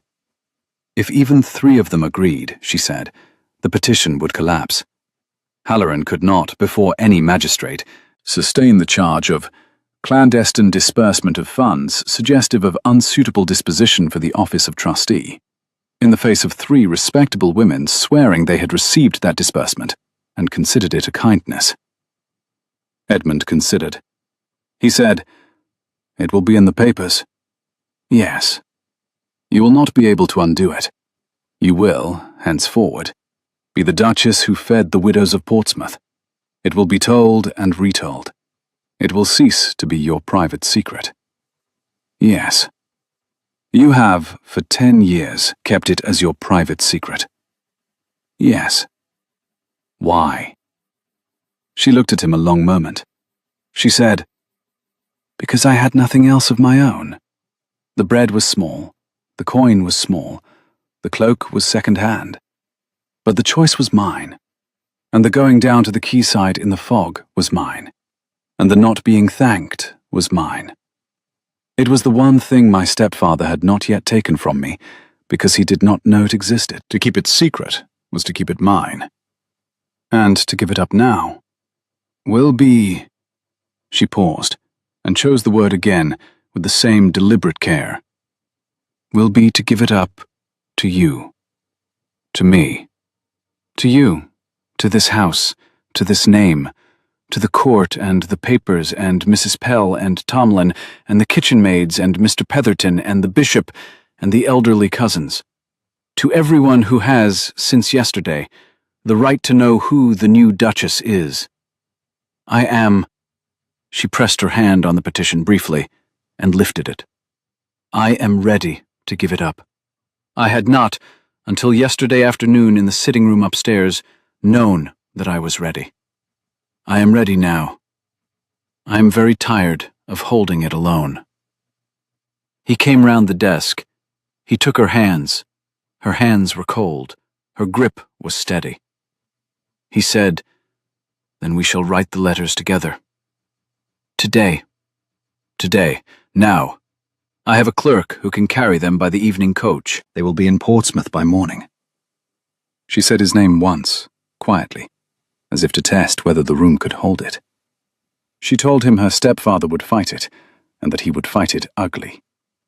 He answered, with the same level steadiness she had used at the petition, that they would not flinch. I should like, Your Grace, to have on this desk, while we write the letters, the candle from the upstairs sitting room. I should like it lit. I am sentimental about the candle. He rang the bell and asked Mrs. Pell to bring the candle. Mrs. Pell did not raise her eyebrows. The candle was brought, in its plain pewter holder, with a fresh wick. Edmund lit it. The flame stood up steady on the green leather desk between them, and they sat down on either side of it, and they wrote the letters. They wrote 4 letters between them, in the slow, careful hand of people who knew every sentence would be read aloud in a courtroom. Cora wrote 3. Edmund wrote 1, a covering note to Mrs. Hyatt, vouching for the bearer of the sealed enclosed, asking her, if willing, to receive the Duchess within the week. Cora's hand was very different from his, small, dense, leaning slightly forward, and Edmund found himself watching the way she held the pen, her left hand bracing the page. She had a way of pressing on a thing she meant to make sure of. He thought he should like, in the years that came, to be one of the things she pressed her thumb on. The letters went out by the 4 o'clock coach. The clerk Edmund had spoken of carried them himself. He was a thin, attentive young man named Dewson, who had served the Marchwood solicitors for 6 years, and had, on receiving his orders, said only, Yes, Your Grace, and Yes, Your Grace, twice, and gone away. By morning he was at Mrs. Hyatt's bakery in Brockley Lane. That evening, Sunday, Edmund and Cora dined alone at the small round table that had been set for them in the Duchess's sitting room, rather than at the long table in the salon. Mrs. Pell had perceived, with the discreet competence which had earned her a place above the housekeepers of 3 larger houses, that the Duke and Duchess were, that night, neither in a mood for 60 places, nor in a mood to be observed by the lower hall, and had arranged the small table without being asked. The candle from the desk had been brought up. It stood between them on a clean linen cloth. The fire in the grate was small and quiet, and the curtains had been drawn against the spring evening cold. They did not, that night, speak much of Mr. Halloran. They had spoken of him at length all afternoon. Instead, Cora asked, over the soup, about Edmund's father, who had been lost 3 years ago. Edmund, who had not, since the funeral, spoken of him to anyone but his uncle, found himself describing, in the slow, halting voice of a man unused to it, the man who had taught him to ride at 6 and to read parliamentary papers at 12. He told her of his father's habit of reading aloud to his mother in the long winter evenings, and of his small, rough hands, which had been the hands of a man who had been a midshipman at 13. She set down her spoon. She said, "He was in the Navy." For 4 years, he left when his elder brother was lost. He inherited the title at 16. He did not, again, set foot on a deck of any kind. He spoke of it sometimes, in the evenings, the way a man speaks of a country he was happy in for a year and never returned to. My father was at the glorious first. I know. He was a captain at 28, a happy man. I do not remember him well. I was 8 when he was lost. But I remember he was happy. My mother... She paused, the small line between her brows reappearing. Married for love, against her family. When he was lost, she had no one. She married Mr. Halloran in the second autumn after, because the Linwood estate had been entailed and sold, and the trust my grandfather left was held in Bath by Mr. Halloran on her behalf. He had made himself indispensable. She was very tired. She married him to be allowed to stop thinking. She survived 4 years, then succumbed to an inflammation of the lungs, properly, in her bed, with my hand in hers. I was 15. After that, I went to my aunt's at Linwood Cross. And to Portsmouth at 15. And to Portsmouth at 15. I had a small allowance from my mother's trust, which my stepfather, at that point, did not yet know how to redirect. I used it. I went down to the quayside 3 nights a week. I am not, you must understand, a person who has done a great many courageous things in her life. I have done one. I have done it without telling anyone. I have, since this morning, the strangest and most unexpected feeling, which is that it has been received. It has been received. By you. And by me. I had not. She set her spoon down and pressed her fingertips together and looked at the candle between them. I had not understood that I wanted it to be received. I had thought it was finished. The widows are now elderly or have moved. The carpenter's daughter is married to a clerk in the Navy office, the cooper's widow. I have not had word of her in 8 years, but Dewson will find her, I trust. I had thought that the small thing I did was a finished thing. I see now it has been, all this time, waiting to be told. Edmund, I am very strange tonight. Forgive me. I do not yet know how to be a person who has been seen. You will learn. I shall need a little practice. You shall have it. We have, I am told, 50 years. She smiled then, very slightly. The second smile he had seen on her face. She picked up her spoon. They finished the soup. The replies came through the week, by the fast coaches, one by one. Mrs. Hyatt of Brockley Lane was alive. She was 68. She had received Mr. Dewson on Monday morning, and had sat down with him at her own kitchen table and dictated a deposition in her own words, which he had then signed with a steady hand. The carpenter's daughter, Mrs. Henrietta Calloway Brent, who was now 29 and married, agreed to swear. She remembered the cloak, and the basket, and the bread. She remembered, she wrote, the lady's hand at our door, which was thin, and which I held for a half-second once when she pressed the bread on me, and which was the warmest hand I had felt in our house in 3 months. The cooper's widow, Mrs. Whitfield, was found by Dewson at the dame's school the boatswain Reed's widow now kept, where she had gone to live on retiring. She dictated a deposition longer than any of the others, in which she said, in her own way, that the lady in the cloak had saved the lives of her 3 children in November of 15, by preventing her from doing the thing she had been preparing herself in the dark of that month to do, which she now thought of as the small private thing she would never tell her grandchildren, but would tell, if anyone asked her in court, with a steady voice. She signed her deposition with her full name, and below it she wrote, with thanks. The boatswain Reed's widow, Mrs. Reed, signed too, with a small note in the margin saying that she had wept when Mr. Dewson had given her the Duke's covering letter, and that she had not slept the night between his visit and her signing. Mr. Dewson was back in London by Friday morning, with all 4 sealed depositions, and a small basket of seed cakes which Mrs. Hyatt had pressed upon him for the Duchess. The seed cakes were brought up to the morning room. Cora opened the basket and looked at them, and pressed both hands over her mouth and laughed. Not a sound, only a movement at her shoulders, for a long minute. "They are her seed cakes," she said. "She used to bake them in 15. The smell. Edmund, the smell of them, in our front hall at noon." She did not finish. She set the basket on the table. She leaned forward and rested her forehead briefly on the back of her own hands. He laid his hand on the back of her neck, where the loose hair had fallen forward, and held it there a moment, and did not speak. The hearing was set for the second Friday. Mr. Halloran's solicitor had asked for an early date, perhaps in the expectation of a duchess unprepared.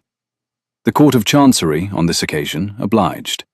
The hearing was held in a small panelled room behind the Great Hall, before a single judge in a grey wig, with 2 clerks at the side desks and a public bench at the rear which had filled, by the time the case was called, with several elderly ladies in plumed hats who had, Edmund saw, with a small private dismay, decided that this was the entertainment of the season. Mr. Halloran sat in the front row of the petitioner's bench, in his black coat and his dove waistcoat. He did not, this morning, wear the chain of office to which he had no right. He had been advised, presumably, against it.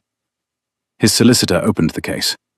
He spoke at length and well, in the polished phrasing of a man who had been pleading before Chancery for 30 years. He laid out the petition.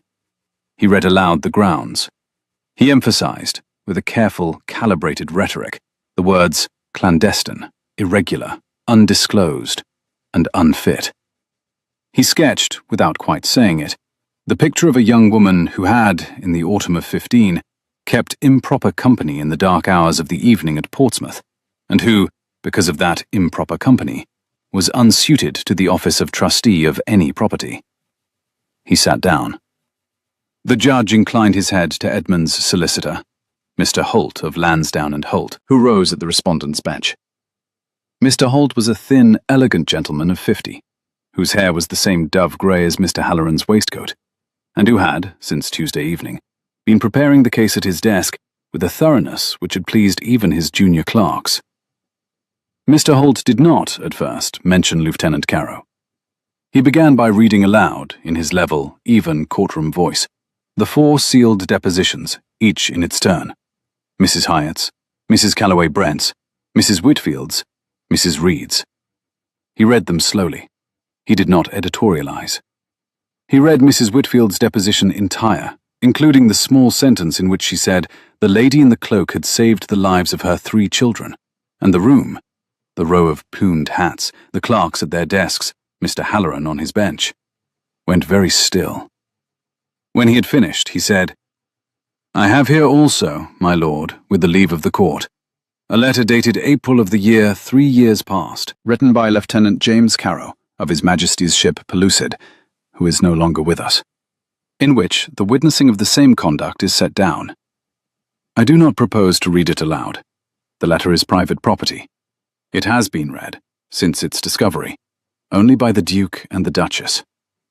I do not propose to put it into the public record. I would offer it, with the leave of the court, only for inspection by your lordship in chambers, after the public hearing, should your lordship require corroboration."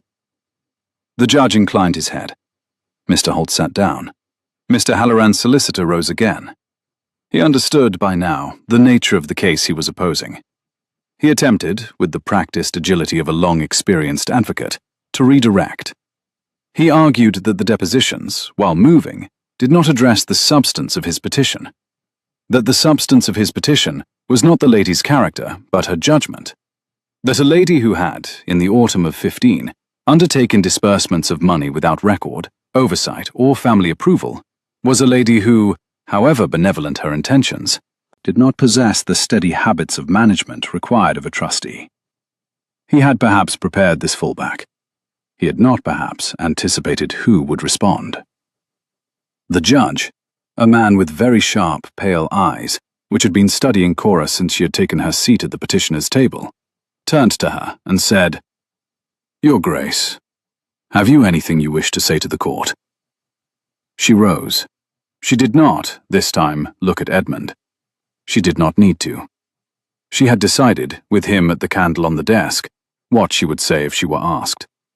She had, since the morning, been waiting for the question.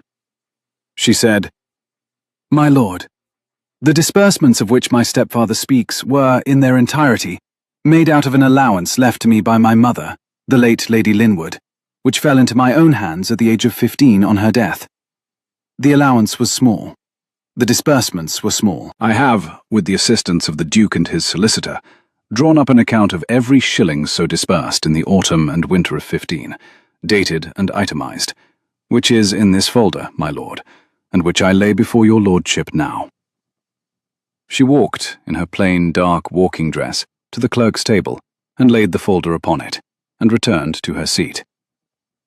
"The total, my lord, is £23.07, expended over 4 months, in bread, tea, candles, blankets, and small coin, to the 3 widows of seamen who had served under my late father. I had, my lord, a private reason for not wishing it known, which is that I had correctly assessed that my stepfather would, if he learned of it, take steps to prevent it. I do not present this as a virtue. I present it as the explanation of the secrecy. The secrecy was not in the conduct. It was in the absence of opposition to the conduct. I have, since my marriage on Saturday last, no further reason for secrecy, and I am content for the account to stand on the public record. I submit, with respect, that the petition before your lordship is without ground." She sat down. The court was silent for some seconds. The judge took the folder from the clerk. He turned the pages. He turned several pages, slowly. He did not, at first, lift his eyes from them. After a long minute, he said, in a voice which had in it a small, dry undercurrent, which Edmund recognized as the voice of a man amused, "Mr. Halloran." Mr. Halloran rose. His pink had drained out of his cheekbones for the second time in a week. "You are, I believe, the petitioner." "Yes, my lord." "I have read the petition. I have heard the depositions. I have heard the Duchess. I have here in front of me an account, dated and itemized, of every shilling of disbursement to which the petition objects. The account is meticulous. The hand is the Duchess's own. The disbursement, by my count, totals £23.07 over 4 months in the late year of 15, expended upon bread, tea, blankets, candles, and small coin to the widows of seamen who had served under the Duchess's father. Mr. Halloran, have you anything to add to your petition?" "My lord, Anything at all, sir?" My lord, the conduct was without your approval, sir. Yes, so it has been said. Have you anything to add of substance?" No, my lord." "Then the petition," the judge said, "is dismissed. The Duchess's account will be lodged with the court. The trust, by the marriage settlement of last week, passes jointly to the Duchess and the Duke of Marchwood. Mr. Halloran will pay the costs of this hearing. We shall adjourn." The plumed hats in the public bench released a small, audible sound, which the judge ignored. The clerks rose. The judge rose. The court rose. Mr. Halloran, still on his feet, did not move. Edmund and Cora walked out of the Court of Chancery into the spring afternoon, side by side, without hurry. They did not speak in the corridor. They did not speak on the steps. They went down to the carriage. The footman shut the door. The carriage moved. When they were a half-mile from the court, Cora, who had been looking out of the window at the people on the pavement, and at the spring trees, and at the slow movement of carriages along the Strand, turned in her seat and said, "I have not, since my mother left us, won a single argument with him. I have for 10 years lost every one. I had begun, in my private thoughts, to believe I was incapable of winning. You won this one. We won this one. You did most of the winning. You held the candle. He laughed. It was a sound he had not, since his father's death, made in the presence of another person. He had laughed, in those years, only once or twice, and quietly, alone, at things he had read. He laughed now, in the carriage, and Cora, who had heard him laugh perhaps 4 short laughs in the 8 days she had known him, turned her grey eyes on him, and her face changed, as it had in the upstairs sitting room on Saturday afternoon, into the face beneath the face. She leaned forward, slowly, across the small space of the carriage. She set her gloved hand on the lapel of his coat. She did not look away from his eyes. She said, "Edmund." "Yes." "I am going to kiss you, in this carriage, in the middle of the Strand, in the 2nd week of May, in the year 18, before we are 5 minutes from the court. I am giving you fair warning. If you do not wish me to do so, you have 10 seconds in which to say." He did not say. He waited until she leaned the 2nd inch, and let his hand find the small of her back, and his other hand the side of her face. And he kissed her. Once, slowly, with the complete attention of a man who had spent 12 days learning the geography of her face on horseback, and meant to use what he had learned. She did not, at first, kiss him back. She was very still, the way she had been still in the church, with the steadiness of a person who had decided not to flinch. After a long moment, however, she did kiss him back, and her hand on his lapel pressed in the way her thumb had pressed against the prayer book leather in the church, slowly, deliberately, until she meant it. The carriage rattled. The footman on the box did not turn. The horses kept their pace. London rolled past the window, indifferent. When she drew back, at last, she did not draw back far. She put her forehead against his. She said, I had not meant to do that until much later in the year. Forgive me. The judgment in the court, and the candle on the desk on Sunday, and the heron at the river gate yesterday morning, and you laughing in the carriage just now, I have, you understand, been holding myself for some time. I had not realized I was about to stop. Do not apologize. I am not apologizing. I am informing you. Ah. Edmund. Yes? There is a thing I have been meaning to say to you since Saturday afternoon, and I had thought I should not say it for some weeks yet. I find, in the carriage, in the middle of the Strand, in the 2nd week of May, that I do not see why I should wait. May I say it now? Yes. I love you, she said, very simply. I do not mean it as a duchess saying it to a duke. I do not mean it as a wife being polite to a husband. I mean it as a woman who has been, since 1 o'clock on Saturday afternoon when you knelt on the wrong side of the room, feeling the slow, steady warmth of a candle in a window for the first time in her life. I mean it as the woman who walked the quayside in the cloak, from the place where I have not, in 25 years, ever spoken from. I love you. I had to say it before we got to the gates of the house, because once we are inside, I shall again become very correct, and shall not, in correctness, manage to say it for some days. He did not, for a moment, speak. He could not. His throat had done a thing it had not done since his father's funeral.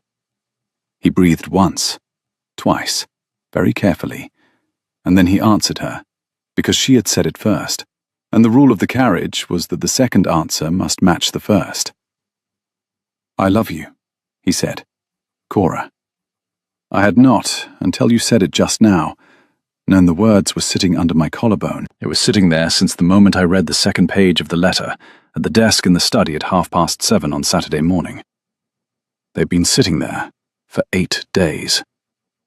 I had not known how to put them out. You have put them out. I love you. From there, from the bottom, from the place where the letter said the candle was. She did not, this time, kiss him. She pressed her forehead against his again, and did not move, for the rest of the long way back to Cavendish Square. The candle of the carriage lamp swayed, very gently, against the velvet ceiling, and the footman, discreet, motionless, kept the horses to a steady walk, And they were, as she had promised, again very correct by the time the front door of Marchwood House came into view. They went to Portsmouth in the 3rd week of May. The travelling carriage was the dark blue one that had not been out of the coach house since Edmund's father's last journey 4 years ago. He had had it repainted on the panels on Tuesday, and Tomlin had brushed and oiled the cushions on Wednesday, and on Thursday morning at 6, the carriage stood in the square at the foot of the front steps with the 4 greys harnessed, and Mr. Dewson on the box beside the coachman as guide. Mrs. Hyatt's bakery in Brockley Lane was a low building of soft red brick, with a single white-painted door, a small bow window beside it, and an iron bracket above the door from which an old painted sign, a sheaf of wheat, a candle, and the word Hyatt, swung very slightly in the morning breeze. The carriage drew up at the corner. Edmund handed Cora down. They walked the last 20 paces along the lane. Mrs. Hyatt had been told the Duchess would call. Mrs. Hyatt had been told to expect the carriage between 10 and 11. Mrs. Hyatt had baked, that morning, 3 tins of seed cakes and a small loaf of brown bread, which she had wrapped in a clean white cloth, and she stood now at the open door in her best dark grey gown, with her white linen cap freshly pressed and her hands folded in front of her apron, in the careful posture of a woman who has been a tradeswoman all her life and knows exactly how to receive a duchess. She did not kneel. She did not curtsy deeply. She inclined her head. She said, "Your Grace." Cora had crossed the threshold of Mrs. Hyatt's bakery exactly 3 times before in her life, in the autumn of 15, to buy a small brown loaf at the morning counter. Mrs. Hyatt had served her each time without speaking, and had never afterward, in the public street, given any sign of recognition. Cora had taken this for indifference. She had been wrong. She had been wrong about a great many things in the autumn of 15, and in the 8 years since, and in the 8 days since her wedding. She had decided, on the carriage from the Court of Chancery, that she was prepared to keep being wrong in this direction for the rest of her life. She did not, at the door, perform the Duchess. She crossed the threshold. She looked at Mrs. Hyatt. She said, "Mrs. Hyatt, I have come to thank you." "Your Grace need not." "Your Grace must." She put out her hands. Mrs. Hyatt, who had not, in the Duchess's assessment, expected to be touched, looked down at the offered hands, and looked up at the Duchess's face, and put out her own hands, and Cora took them, and held them, and pressed them once, as her thumb had pressed in the church, and on the petition, and on the desk on Sunday, and let them go. "For 10 years, Cora said, I thought of your candle in the window when I was in low spirits. I thought of it in winter at Linwood Cross, when it was very dark in my room.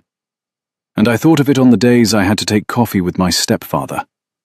And I thought of it on Saturday morning when I was dressing for the church. I had never had occasion to thank you for it. I have come now." Mrs. Hyatt did not immediately speak. Her eyes, small, dark, very awake, went from Cora's face to Edmund's behind her, and back, and she said in the quiet voice of a woman who has lived 68 years without crying in public, "I knew you, Your Grace.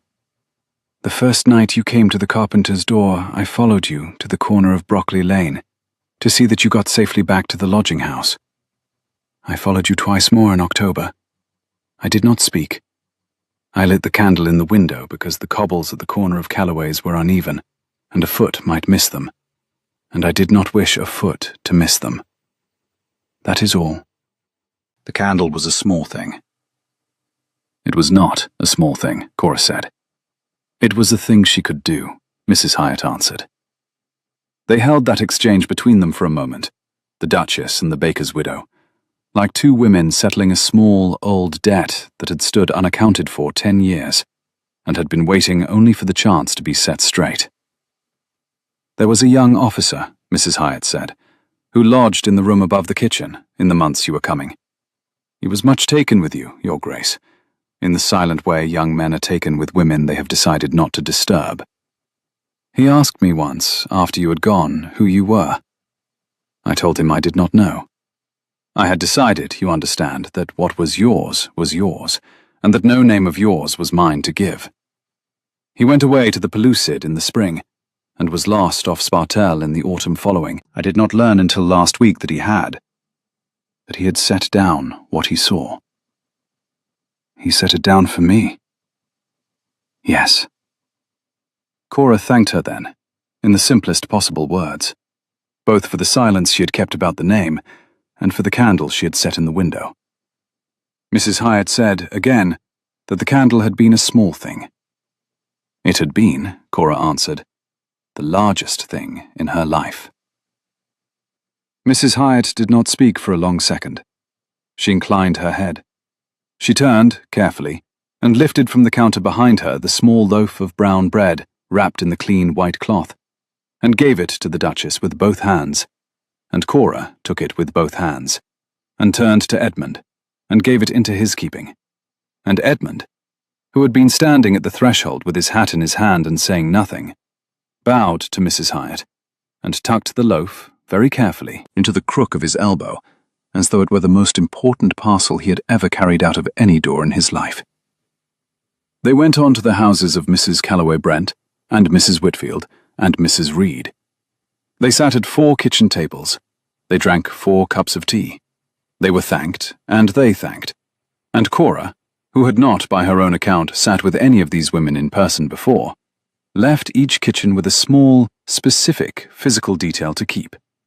The brass clock on the carpenter's daughter's mantel, the painted shell on the cooper's widow's windowsill, the small carved horse on the chimney-piece at the dame's school, which the boatswain Reed had whittled for his eldest son. The carved horse was perhaps 3 inches high. It had a chip out of one ear. Its mane had been incised with the point of a small carving tool in the way that sailors carved. Cora stood for some seconds in front of the carved horse. She set her hand on the chimney-piece beside it. She did not pick it up. She turned to Mrs. Reed and said, "May I ask, has your eldest son a smaller brother, who would, perhaps, accept a horse of his own, were one to be sent down?" Mrs. Reed looked at the carved horse. She looked at the Duchess. She said, "He has, Your Grace, a brother of 9. He is a great deal like his eldest brother. He would be much pleased. Then a horse of his own shall be sent down. I had a brother also, who was a great deal like his eldest brother. He too—" She paused for a half-second. Her hand pressed once on the chimney-piece and lifted. "He too was much pleased by carved horses. We shall send a horse down by Friday." A horse was sent down by Friday. Edmund commissioned it from a woodcarver in Soho whom his father had once employed for a chess set. The carver, given a sketch and a free hand and a generous fee, produced a small chestnut horse of 3 inches with its mane incised by carving tool and a chip, placed deliberately by Cora, out of one ear. The horse was packed in a wooden box with a small letter from the Duchess. It went down on the morning coach. Mrs. Reed's reply, 4 days later, said only that her younger son had taken the horse to bed with him on the first night and to school with him on the second, and that he had named it, after some thought, Pellucid, because the Duchess had said in her letter that she had once known a sailor on a ship of that name. The summer came. The household learned, in the slow way households learn, that the new Duchess preferred the morning room to the formal salon, was at her desk by 7, rode out at sunrise in a dark bronze cloak, and cared greatly for the small charity board she had quietly assumed at the Royal Hospital at Greenwich. They learned, too, that the Duke had taken to bringing his correspondence into the morning room while she wrote, and laying his parliamentary papers on the round table by the fire. Mrs. Pell had not, in 11 years, been asked to set out 2 cups for breakfast there. She set out 2 cups now. The kitchen maid Eliza, upon being told, sat down on a stool and laughed for a full minute before resuming her peas.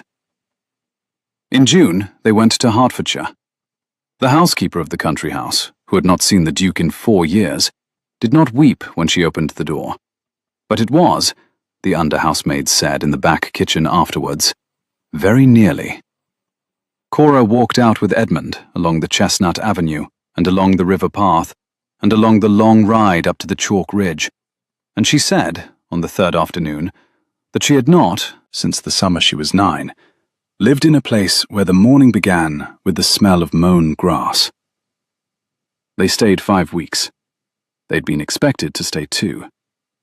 In October, a particular October morning, fine, with a thin frost on the inside of the carriage glass and the chestnut leaves yellow on the avenue, Edmund went into his study at 7:30 to read a letter from his solicitor. He was 28 years of age now, and a duke, and a married man of 5 months and 9 days, and he had not, since the morning of his wedding, opened a letter without looking first at the cover. The letter on the green leather blotter that morning was from Lansdowne and Holt. It concerned a rural matter of no great importance. He read it, signed the response, and pushed it aside. He looked then at the small framed page above the desk, the 4th and last page of Lieutenant Carrow's letter, which Cora had asked, in July, that he have framed in plain dark wood and hung where he would see it each morning. The other 3 pages were in a small lacquered box on her own desk in the morning room. She had asked that he keep what was for him, the page in which the lieutenant had declared, in plain words, that he wrote the letter not to be answered, but to be received, and that she keep what was for her. He had agreed.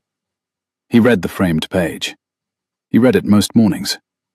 He had been reading it that morning when the door opened and Cora came in her morning dress, with her hair down her back in a single plait, the colour of beechwood, with a small carved chestnut horse in her hand. She set the horse down on the desk beside the inkwell. "There," she said. "I have decided where he lives." "Pellucid?" "Pellucid. He has been on the morning room mantel for 3 months. I find him too far from me there. He shall live here, where I shall come in to see him each morning, and where you shall watch him while you sign your papers." "He is very welcome." "Edmund?" "Yes." She told him it was the 8th of October. He nodded. He knew the date. "It is... I have not, until this morning, been certain. I am certain now. I should like to tell you. I do not yet wish to tell anyone else. I have not yet told Mrs. Pell. I have told you first, because you knelt on the wrong side of the chair on the afternoon of our wedding day, and I had decided, between then and now, that you shall always be the first one I tell anything." He had risen, by this time, from his chair behind the desk. He did not, this morning, ask what she had to tell him. He did not need to. He had seen, in her face, in the last fortnight, the small interior change which a man who has watched a woman's face for 5 months learns to read, and he had held himself, against asking, until she should be ready to say. He came round the desk. He stood in front of her. He did not touch her. He waited. She said, very simply, "In the spring. Probably in April. The doctor came on Tuesday. He says everything is well." He did not, immediately, answer in words.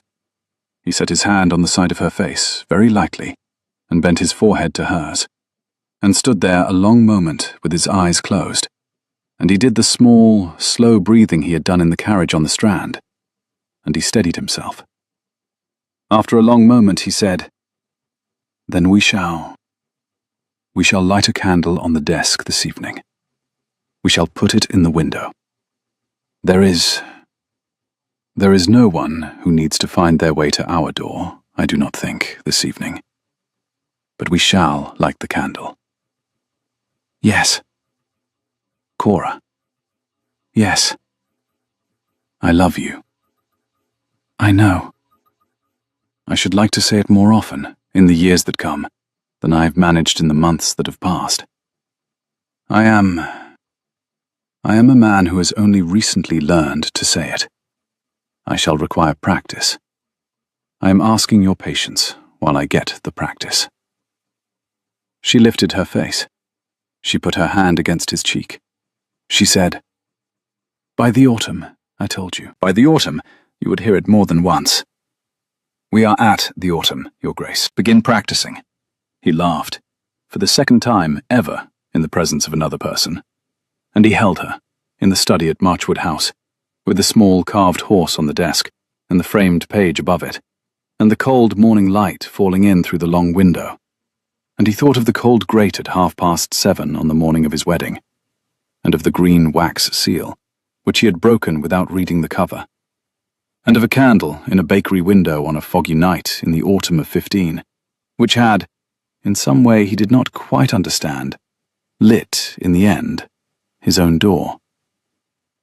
That evening, in the Duchess's sitting room upstairs, Cora set the small pewter candle holder on the deep sill of the long window. She fitted a fresh white candle into it. She lit the wick from a taper. She drew back, and stood beside Edmund, and looked at the candle, and said, in the lower voice that came from further down in the chest, "There. For anyone who is walking in fog this evening, they shall find the steps." He drew her in against his side. He laid his cheek briefly against her hair. The candle burned steadily. The window stood open to the autumn night. Below in Cavendish Square, a carriage passed, and another, and the lamps of the square came up one by one along the iron railings. It was a very quiet evening. The candle did not gutter. It would, the housekeeper would note in her diary the next morning, burn through to nearly 4 o'clock without going out. And that, dear listener, is the end of the story of the Duke who opened the wrong letter on his wedding morning, and the Duchess who, by 3:30 on her wedding afternoon, had decided that the man who had broken her seal was the only man she had ever wished to keep on her threshold. If you have liked the telling, draw your chair closer to the fire next time and stay a while. There is always another story coming.